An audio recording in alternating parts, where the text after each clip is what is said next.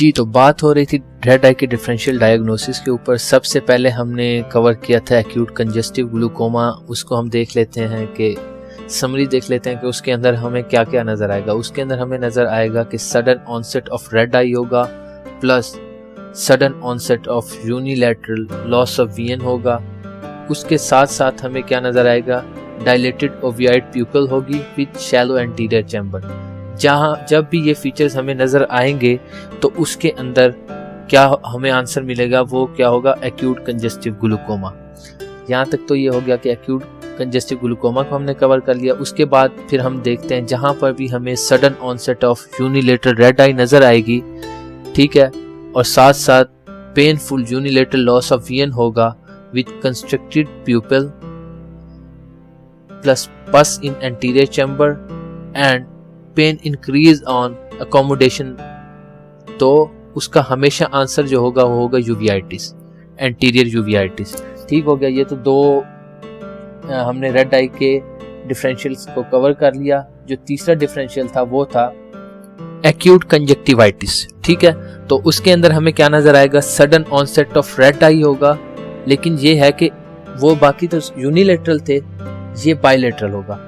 और इसके अंदर दूसरा पॉइंट जो हमने याद रखना है कि इसके अंदर नो लॉस ऑफ विजन होगा। ठीक हो गया, ये तीन कवर हो गए। आज जो हमारी डिस्कशन है वो है acute keratitis. Acute keratitis start करने से पहले हम कुछ कॉर्निया के बारे में बात कर लेते हैं। ठीक है, जो एक्यूट केराटाइटिस है ये fourth differential of red eye है। ठीक है, इसे हम डिटेल में देखेंगे, लेकिन कुछ पॉइंट हम देखते हैं पहले कॉर्निया के बारे में। So here we will discuss some anatomical points regarding cornea.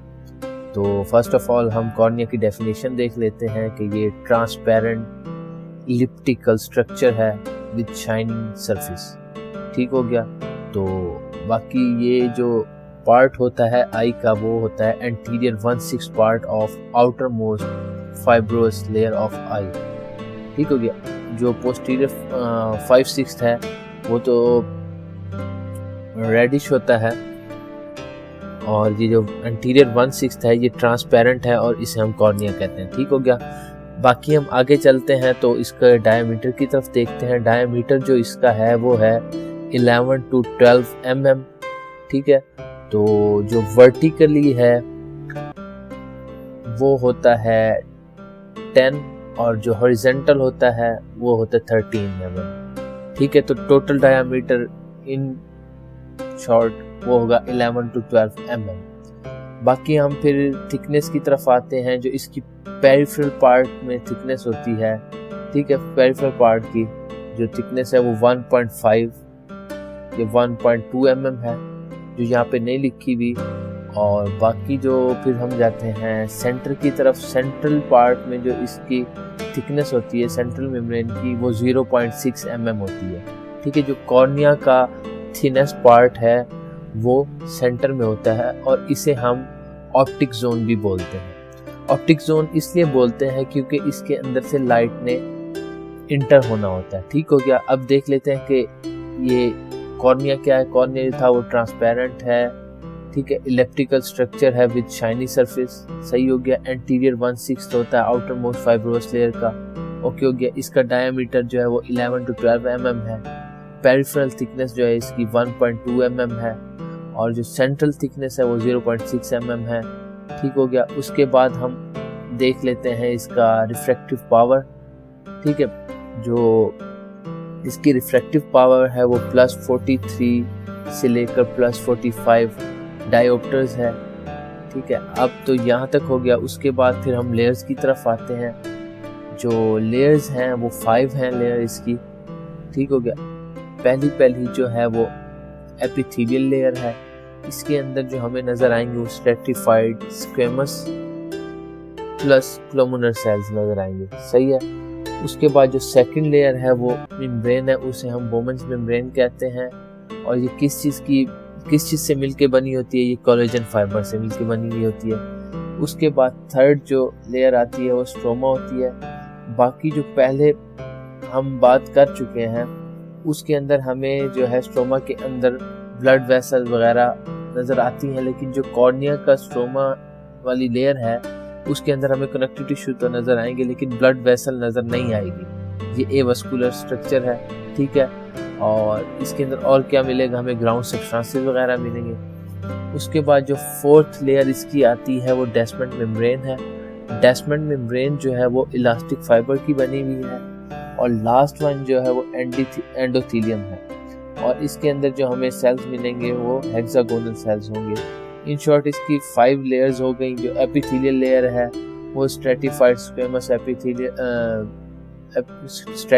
Squamous cell से बनी और क्लमुनल सेल से बनी है। बोमेंस हो गई, स्ट्रोमा हो गई।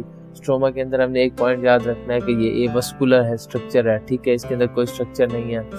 तो हम इसी पॉइंट से आगे लेके चलते हैं कि अगर ये एवास्कुलर स्ट्रक्चर है, इसके पास कोई वेसल्स वगैरह नहीं आ रही, तो इसकी न्यूट्रिशन कहाँ से होती है, न्यूट्रिशन देख लेते हैं। न्यूट्रिशन इसकी जो है वो एक्वस ह्यूमर से होती है, ठीक है। और दूसरा इसका सोर्स है लिम्बल वेसल्स। लिम्बल वेसल्स जो हैं वो क्या होती हैं, लिम्बल वेसल जो है वो एक जंक्शन होता है बिटवीन सेक्लेरा एंड कॉर्निया। कॉर्निया और सेक्लेरा के दरमियान जंक्शन जो होता है उसे हम लिम्बल वेसल कहते हैं। वहाँ से भी इसकी न्यूट्रिशन पूरी होती है। और दूसरी बात ये देखनी है कि इसकी जो ऑक्सीजन की रिक्वायरमेंट्स हैं वो कहाँ से पूरी होती है। या तो इसकी जो रिक्वायरमेंट है ऑक्सीजन की वो डायरेक्ट एयर से हो जाती हैं, जैसा कि एटमॉस्फेयर से थ्रू कंजक्टाइवा जो एयर पहुंचती है तक, वहाँ से ये ऑक्सीजन की अपनी रिक्वायरमेंट पूरी कर लेते हैं। तो ये बात होगी न्यूट्रिशन के ऊपर। और इसकी ऑक्सीजन की रिक्वायरमेंट कहाँ से और कैसे कंप्लीट होती है। उसके बाद फिर हम आ जाते हैं अपने मेन टॉपिक की तरफ। जो हमारा मेन डिस्कशन है वो फोर्थ डिफरेंशियल है रेड आई का, और उसे हम कहते हैं एक्यूट केराटाइटिस। तो मेनली हम इसकी जो डेफिनेशन करेंगे वो यही करेंगे कि acute inflammation of cornea is called acute keratitis, ठीक हो गया। ये भी हमने याद रखना है कि अमूमन जब भी कंजक्टाइवल इन्फेक्शन हो या कॉर्नियल इन्फेक्शन हो तो हमें दोनों ही इन्फ्लेम नज़र आती है, क्योंकि कंजक्टाइवल मेम्ब्रेन कॉर्निया के साथ ही अटैच होती है, ठीक है। तो हम उस कंडीशन को जब दोनों इन्फ्लेम हो तो हम उसे क्या कहते हैं, केराटोकंजक्टिवाइटिस बोलते हैं, ठीक हो गया। उसके बाद हम आ जाते हैं इसकी इटियोलॉजिकल बेसिस पे हमने इसे डिवाइड किया हुआ है, ठीक है। वो हम देख लेते हैं। अगर हम इमेजिन करें कि एवास्कुलर स्ट्रक्चर है, उसकी इन्फ्लेमेशन हुई है, ठीक है। इन्फ्लेमेशन ऑफ कॉर्निया हुई जो कि एक फाइब्रोस टिश्यू है, ठीक है, एवास्कुलर है, ट्रांसपेरेंट है। तो उसका रिजल्ट हमें क्या मिलेगा, उसका रिजल्ट जो हमारे पास आएगा वो क्या आएगा कि क्रैक्स होंगे कॉर्निया के अंदर। अब जो क्रैक्स आ रहे हैं कॉर्निया के अंदर उसे हम कहेंगे केराटाइटिस, ठीक है। जो केराटाइटिस है जिसके साथ हमें केराटाइटिस के साथ सबसे ज्यादा रिस्क जो होता है वो जो रिस्क कहलाता है वो कॉर्नियल अल्सर कहलाता है।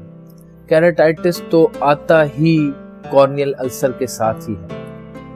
फिर जो ये बात डिपेंड करती है कि क्रैक जो है वो डीप है या सुपरफिशियल है। तो इस डीप और सुपरफिशियल की बेस के ऊपर हमने इसे सब डिवाइड कर दिया है, ठीक है। एक पार्ट हमने सुपरफिशियल कर दिया और एक डीप कर दिया। फिर सुपरफिशियल को हमने सब डिवाइड किया नॉन प्यूरुलेंट में और प्यूरुलेंट में, सही हो गया। फिर हम आ जाते हैं नॉन प्यूरुलेंट को आगे लेके चलते हैं। उसके अंदर सबसे पहले हमारे पास आ जाता है, क्या वजह आती है, वो आती है वायरल। जिस तरह कंजक्टिवाइटिस में हमारे पास कॉमनेस्ट वायरस जो था वो एडिनो वायरस था, वैसे ही हमारे पास यहाँ पे हर्पीज सिम्प्लेक्स वायरस। तो ये एग्जामिनर के लिए मेन मतलब कि इंटरेस्टिंग टॉपिक है। जो एग्जाम में कोई क्वेश्चन पूछे या ना पूछे ये लाजमी पूछता है, चाहे वो प्लैब हो, USMLE हो, NLE हो, MCI हो या दुनिया का कोई भी लाइसेंसिंग एग्ज़ाम हो, तो इसमें से क्वेश्चन आना ही आना है। तो हम देख लेते हैं एक केस देख लेते हैं कि भाई क्वेश्चन किस तरह आएगा, ठीक है। तो 27 years old male has presented with sudden onset unilateral red eye. Unfortunately, after taking steroid drops, he has developed complete blindness. तो इस तरह का केस आएगा हमारे पास तो फौरन हमारे जहन में क्लिक किया करेगा एक्यूट केराटाइटिस। यहाँ पे हमने एक और बात याद रखनी है, जो HSV केराटाइटिस है या HSV कॉर्नियल अल्सर है, उसे हम नाम देते हैं डेंड्राइटिक अल्सर का। वो हम क्यों देते हैं? हम वो नेम इसलिए देते हैं कि जब अल्सर को कॉर्निया में स्ट्रेन से पिक किया जाता है तो ये बिल्कुल नॉर्मल डेंड्राइटिक सेल की तरह की अपीयरेंस देता है, दिखाई देता है वैसे। तो इसकी शेप भी डेंड्राइटिक की तरह होती है, तो इसे हम डेंड्राइटिक अल्सर भी कहते हैं। ठीक हो गया। यहाँ पे हमने एक चीज़ याद रखनी है कि ये कॉर्नियल अल्सर ही है जो HSV की वजह से होता है। ठीक है, इस कॉर्नियल अल्सर की वजह से ही ऑप्थेल्मोलॉजी के अंदर हमें प्रैक्टिस की इजाज़त नहीं मिलती। Even after passing licensing exam like USMLE, PLAB, so on. तो हमें ये याद रखना है कि आई और ENT इन दोनों में पोस्ट ग्रेजुएशन के बगैर प्रैक्टिस नहीं कर सकते। ठीक है, ऐसा नहीं हो सकता कि हमने MBBS के बाद आई की क्लिनिक खोल ली वहाँ बैठ के, या ENT की क्लिनिक खोल के हम वहाँ बैठ के और चेकअप स्टार्ट कर। आई में ये होता है कि पेशेंट आता है हमारे पास, ठीक है, मतलब जो क्रिटिकल पॉइंट है वो चेक करें कि भाई आई के अंदर हम क्यों नहीं कर सकते। एक हमारे पास पेशेंट आया आई का, ठीक है, रेड आई के साथ, टोटल 4 to 5 आई ड्रॉप्स तो होते हैं ऑप्थेल्मोलॉजी के अंदर जो हमने देने होते हैं, जैसे कि एंटीबायोटिक ड्रॉप्स हो गए, एंटीवायरल ड्रॉप्स हो गए, एनाल्जेसिक्स हो गए। ठीक है, खुदा ना खास्ता कोई पेशेंट रेड आई के साथ हमारे पास आए और हम ये ना देखें कि हमें ये ना पता हो कि ये रेड आई कौन सी है, ये किस वजह से, ये कंजक्टिवाइटिस है, सेक्लेराइटिस है, यूवियाइटिस है। ठीक है, और खुदा ना खास्ता हम उसे स्टीरॉइड ड्रॉप्स दे देते हैं। ठीक है, अगर HSV के साथ हमने स्टीरॉइड ड्रॉप्स दे दिए तो याद रखें फौरन ही इस वायरस को स्टीरॉइड मिलता है, उस वजह से ये रैपिडली ग्रो करता है। जब वो रैपिडली ग्रो करता है तो वो पैन ऑफ्थेल्माइटिस कर देता है। ठीक है, और within no time irreversible complete blindness हो जाती है। नॉर्मली जब भी HSV हो तो हम कौन सी ड्रग देते हैं? एसाइक्लोविर देते हैं, लेकिन हमें नहीं पता था कि भाई ये रेड आई क्यों है, हमने उसे गलती से स्टीरॉइड दे दिया तो उसका क्या रिजल्ट निकला? कंप्लीट ब्लाइंडनेस हो गई। तो हमारे पास कोई भी रेड आई आए, ठीक है, बेशक हम किसी भी चीज़ के स्पेशलिस्ट हैं और हम बहुत अच्छे डॉक्टर हैं, ठीक है, लेकिन हमें आई के बारे में ज़्यादा नहीं पता, ठीक है, तो हमेशा ये करें कि आप उसके आगे, उस पेशेंट के आगे हाथ जोड़ लें। बेशक जितनी बेइज्जती होती है कोई बात नहीं, जब तक आपको कंफर्म ना हो कि ये रेड आई किस वजह से है, असल इसकी वजह क्या है, तब तक आप उसे कोई आई ड्रॉप्स ना दें, उसे रेफर कर दें ऑप्थेल्मोलॉजिस्ट की तरफ। ठीक है, उसके बाद ये तो हो गया हर्पीज सिम्प्लेक्स वायरस की बात। उसके बाद एक और वायरस भी होता है, ये लेस कॉमन है, उसे हम हर्पीज जोस्टर वायरस कहते हैं। ठीक है, फिर हम प्यूरुलेंट की तरफ देखते हैं। प्यूरुलेंट के अंदर हमारे पास आ जाता है बैक्टीरिया की वजह से हो सकता है, बैक्टीरियल इन्फेक्शन की वजह से सुपरफिशियल एक्यूट केराटाइटिस हो सकता है, या माइकोटिक की वजह से हो सकता है, ठीक है, या मार्जिनल की वजह से हो सकता है। ये जो मार्जिनल है ये किसकी वजह से होता है? मोरेक्स एक्सेनफील्ड है, उसकी वजह से ये हो सकता है। ठीक है, फिर हम देखते हैं नॉन प्यूरुलेंट को हम आगे तरफ लेके जाते हैं। एक तो वायरस की वजह से हो सकता है नॉन प्यूरुलेंट, और कौन सी काजेस हो सकती हैं? एलर्जिक हो सकती हैं, ठीक है, और क्या कहते हैं उसे, फाइटेनिकुलर हो सकती है या एक्सपोजर वगैरह, ठीक है, ट्रॉमेटिक, केमिकल बर्न वगैरह, या न्यूट्रिशन की डेफिशिएंसी होती है, जैसे कि विटामिन ए की डेफिशिएंसी हो गई, उसकी वजह से भी हो सकता है। बस यहाँ पे हमने ये याद रखना है कि पूरी आई में स्टीरॉइड्स कहाँ देने हैं और कहाँ नहीं देने तो यहाँ है कि जैसे फॉर एग्जांपल यूवियाइटिस है, एलर्जिक कंजक्टिवाइटिस है, इवन के एलर्जिक केराटाइटिस में भी हम दे सकते हैं स्टीरॉइड्स, लेकिन हमें HSV की वजह से जो केराटाइटिस है उसके अंदर स्टीरॉइड्स कभी भी नहीं। ठीक हो गया। उसके बाद हम आ जाते हैं डीप की तरफ। डीप में हमें ये सिफिलिस उसकी काज हो सकती है, टीबी हो सकती है, कॉर्नियल अल्सर्स हो सकते हैं। ओके हो गया। तो अब हम कुछ केसेस देख लेते हैं। फॉर एग्जांपल केस आया sudden onset red eye with dilated ovoid pupil, ठीक है, तो उसका हमें डायरेक्ट पता चल जाएगा जब डायलेटेड ओवियाइड प्यूपिल है तो वो होगा एक्यूट कंजेस्टिव ग्लूकोमा, ठीक है। दूसरा केस आया बाइलेटरल रेड आई है with no loss of vision, तो वो हमें पता चल जाएगा कि ये कंजक्टिवाइटिस है, ठीक है। और एक और केस आता है for example sudden onset of red eye with constricted pupil, तो वो क्या होगा, एक्यूट यूवियाइटिस का केस होगा। अब हम देख लेते हैं जो हमारे पास एक्यूट केराटाइटिस का केस आएगा वो किस तरह आएगा, ठीक है। तो उसके लिए हमें देखना पड़ेगा क्लिनिकल फीचर देखेंगे। पेशेंट आएगा, पेशेंट जो होगा वो sudden onset unilateral loss of vision के साथ आएगा, प्लस क्या होगा, डिक्रीज विजुअल एक्यूटी होगी, ठीक है। उसकी विजुअल एक्यूटी की डिक्रीज होने की वजह ये है क्योंकि कॉर्निया इन्वॉल्व होता है इसके अंदर, ठीक है, और कॉर्निया की रिफ्रैक्टिव पावर है। रिफ्रैक्टिव पावर क्या है, या रिफ्रैक्टिव इंडेक्स होता है। तो यहाँ पर फिर हमें जो मिलेगी वो डिक्रीज इन विजुअल एक्यूटी मिलेगी। ठीक हो गया यहाँ तक। साथ ही हमें कुछ एडिशनल फीचर्स मिलेंगे, क्लिनिकल फीचर मिलेंगे, जैसे आई एक हो गया, हेडेक हो गया, फोटोफोबिया, लैक्रिमल डिस्चार्ज वगैरह हो गया, ठीक हो गया।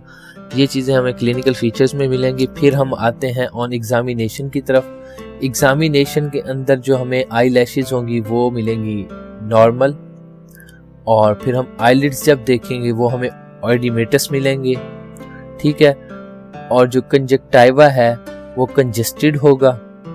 ओके हो गया। उसके बाद जो मेन हॉलमार्क होगा वो कॉर्निया पे नजर आएगा, ठीक है।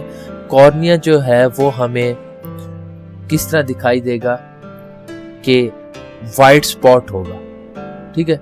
कॉर्निया रेड नहीं होगा क्योंकि ये एवस्कुलर है। ज्यादा से ज्यादा क्या होगा, यहाँ पर हमें इन्फ्लेमेटरी एक्सुडेट नजर आएंगे। इन्फ्लेमेटरी एक्सुडेट की वजह से हमें जो है एक वाइट स्पॉट नजर आ जाएगा, ठीक है। कॉर्निया रेड नहीं होगा क्योंकि ये वस्कुलर है, वाइट स्पॉट नजर आएगा। ज्यादा से ज्यादा ये होगा कि red eye with white spot on cornea is always the case of keratitis, ठीक हो गया। ये हॉलमार्क फीचर है, कॉर्निया के ऊपर हमें वाइट स्पॉट नजर आ रहा है, ठीक हो गया। तो अब जब ये हमें हॉलमार्क मिल गया तो हम इसे, इसके अंदर जो कॉर्नियल अल्सर है उसे डिटेक्ट करने के लिए क्या करेंगे, एक होते हैं फ्लोरेसेंट स्टेन, वो हम जब पुट करेंगे टू डिटेक्ट कॉर्नियल अल्सर, तो नॉर्मली जो उसका कलर होता है वो ऑरेंज होता है, और जब वो जाके टच करता है कॉर्निया को, ये स्टेन, तो वो कन्वर्ट हो जाता है येलो कलर में। टचेस कॉर्निया, जब कॉर्निया को टच करेगा तो वो येलो हो जाएगा। और हमने बात याद रखनी है, if corneal ulcer is present, ठीक है। जब कॉर्नियल अल्सर होगा तो इसका जो कलर होगा वो ग्रीन हो जाएगा, ठीक हो गया। नॉर्मली जो इसका कलर है वो ऑरेंज है, जब कॉर्निया को इसने जाके अटैच किया, टच किया, तो वो येलो हो गया। अगर कॉर्नियल अल्सर वहां पे मौजूद है तो वो स्टेन जो है वो ग्रीन हो जाएगा। उसके बाद हम देखते हैं जो प्यूपिल है जो इसकी प्यूपिल है वो हमें नॉर्मल नज़र आएगी। एंटीरियर चैम्बर जो है वो नॉर्मल होगा, ठीक है। सिर्फ और सिर्फ हाइपोपायोन तब नज़र आएगा, ठीक है, हाइपोपायोन नज़र आएगा तब जब ओनली डीप केराटाइटिस होगा, ठीक है। जब डीप प्रॉब्लम होगा तो हमें हाइपोपायोन नजर आएगा। एंटीरियर चैम्बर के अंदर हमें पस नजर आएगी। हाइपोपायोन का मतलब होता है कि पस फॉर्मेशन होती है, ठीक हो गया। लेंस और रेटिनोस्कोपी जो है वो हमें टोटली जो है वो नॉर्मल नजर आएगी। बस हमने एक ही बात याद रखनी है, वो ये याद रखनी है कि red eye with white spot on cornea is always the case of keratitis, ठीक हो गया। ये हो गया। फिर हम आते हैं डायग्नोसिस की तरफ। डायग्नोसिस जो होगा वो तो होगा ही क्लिनिकल, ठीक है। और जो इसकी काजेज होंगी उसके लिए हम डिस्चार्ज होगा उसका पीसीआर वगैरह कल्चर वगैरह करा के चेक कर लेंगे। उसके बाद जो नेक्स्ट चीज़ आती है वो ट्रीटमेंट आता है। ट्रीटमेंट के अंदर हम सबसे पहले जनरल मेजर्स लेंगे। जनरल मेजर्स के अंदर आएगा पैड दी आई शेड्स यूज़ करेंगे फोटोफोबिया से बचने के लिए, और फिर एनाल्जेसिक्स देंगे पेन रिलीफ के लिए, और बाज़ औक़ात बुखार वगैरह हो जाता है, फीवर वगैरह, तो उसके लिए हम एंटीबायोटिक भी दे देंगे। ये तो हो गए जनरल मेजर्स, पैड दी आई हो गया, आई शेड्स हो गए, एनाल्जेसिक्स हो गए, एंटीबायोटिक हो गए, ठीक है। उसके बाद फिर हम आते हैं स्पेसिफिक की तरफ। फॉर एग्जांपल HSV वायरस है तो उसके अंदर हमने क्या देना है, एसाइक्लोविर देंगे, ठीक है। और अगर बैक्टीरियल है तो एंटीबायोटिक ड्रॉप्स दे देंगे, और फिर जो अंडरलाइन काज होगी उसको ट्रीट कर देंगे। स्पेसिफिक के अंदर ये हो गया। अगर तो नॉन हीलिंग है तो उसके अंदर हम जो करेंगे वो कॉटराइजेशन करेंगे, ठीक है। और दूसरा जो हमारे पास ऑप्शन होगा वो हम करेंगे कंजक्टाइवल फ्लैप्स। कंजक्टाइवल फ्लैप्स के लिए ये है कि हम कंजक्टाइवल फ्लैप्स लेके उसे हम अल्सर के अंदर इंजेक्ट कर देते हैं, ठीक है। उससे ये होगा कि वो फिल हो जाएगा। उसके बाद हम जो ट्रीटमेंट ऑफ चॉइस है उसकी तरफ जाते हैं। क्रेटोप्लास्टी कर देंगे, फुल थिकनेस ग्राफ्ट देके उससे क्रेटोप्लास्टी कर देंगे। और दूसरा जो है वो ये है कि कॉर्नियल ट्रांसप्लांट कर देंगे, कि कॉर्निया को पूरा ट्रांसप्लांट कर देंगे। That's it. इसमें हमने सिर्फ और सिर्फ ये बात याद रखनी है कि जहाँ पे भी हर्पीज सिम्प्लेक्स वायरस की वजह से केराटिटिस हो रहा है वहाँ स्टेरॉइड्स यूज़ नहीं करने, ठीक है। और दूसरी चीज़ जो हमने याद रखनी है वो ये याद रखनी है कि red eye with white spot on cornea is always the case of keratitis. That's it for today. इंशाल्लाह नेक्स्ट हम जो बाकी रेड आई के डिफरेंशियल बच गए हैं उनके ऊपर बात करेंगे।